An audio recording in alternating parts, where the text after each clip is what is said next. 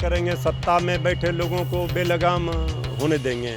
तो ऊट पटांग हरकत करते हैं इनके लोग, गाली गलौज की भाषा दी जाती है। सब तेजस्वी यादव जी का ही नकल करते हैं। अब ये सरकार के जाने का समय है। विपक्ष का काम है सरकार को आईना दिखाना, लेकिन ये सरकार जो है निकम्मी नकारा खटारा सरकार। देखिए, चुनावी साल है, ऐसे में सड़क से लेकर सदन तक में तेजस्वी यादव का अभी तक क्या रोल रहा है, इस पर बात करने के लिए हमारे साथ आरजेडी के प्रवक्ता मृत्युंजय तिवारी जी हैं। सड़क से सदन तक अभी तक का तेजस्वी यादव का रोल क्या रहा है?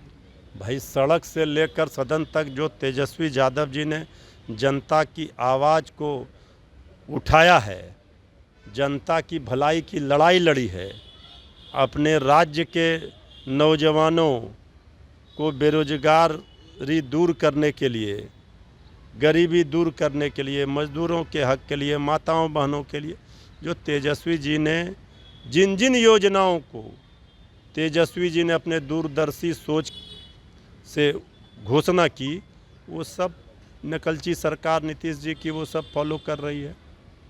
तो तेजस्वी यादव जी के पास जो विज़न है, जो सोच है, उसका लोहा तो आज चाहे तेजस्वी जी को सपोर्ट करते हों चाहे विरोध करते हों, वो सब मानते हैं लोहा की तेजस्वी यादव जी में वो क्षमता है, वो योग्यता है कि वो प्रदेश का, बिहार का भला कर सकते हैं।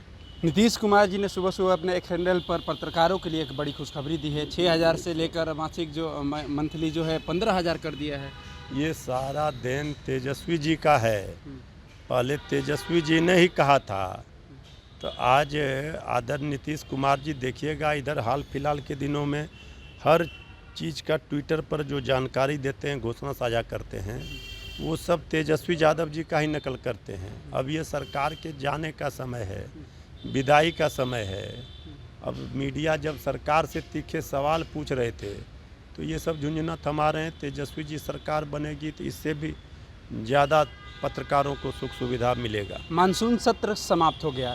जिस तरह से दोनों सदनों में अमर्यादित भाषाओं का जो प्रयोग किया गया, इसको आप कैसे देखते हैं? अरे भाई देखिए, सत्ता में बैठे हुए लोगों का दायित्व बनता है कि सदन सुचारू रूप से चले, व्यवस्थित रूप से चले, उसमें सहयोग करे और विपक्ष के सवालों का जवाब दे। यहाँ तो उल्टा हो रहा है। जो सरकार में बैठे लोग हैं, विपक्ष जब सवाल पूछ रहा है, तेजस्वी जी सवाल पूछ रहे हैं सरकार से, तो गाली गलौज सरकार की ओर से हो रहा है। विपक्ष भी सरकार का अंग है और विपक्ष के सवालों का जवाब देना सरकार की जिम्मेवारी, जवाबदेही है।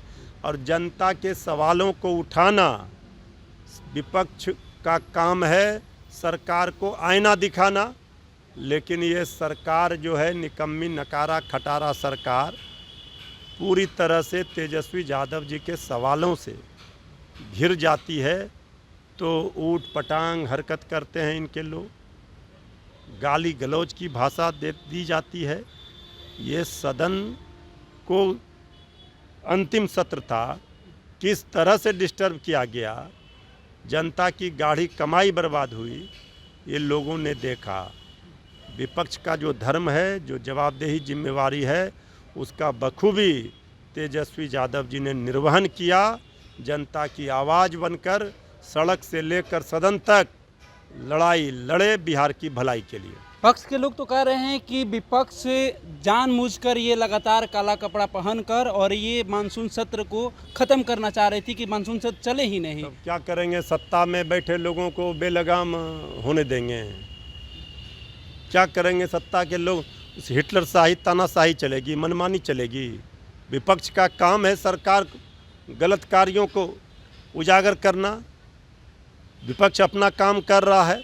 जब लोकतंत्र खतरे में होगा, लोकतंत्र पर कोई हथौड़ा चलाएगा, गला घोटेगा, तो उसके खिलाफ जो संवैधानिक अधिकार है उसके तहत लड़ाई लड़ी जा रही है।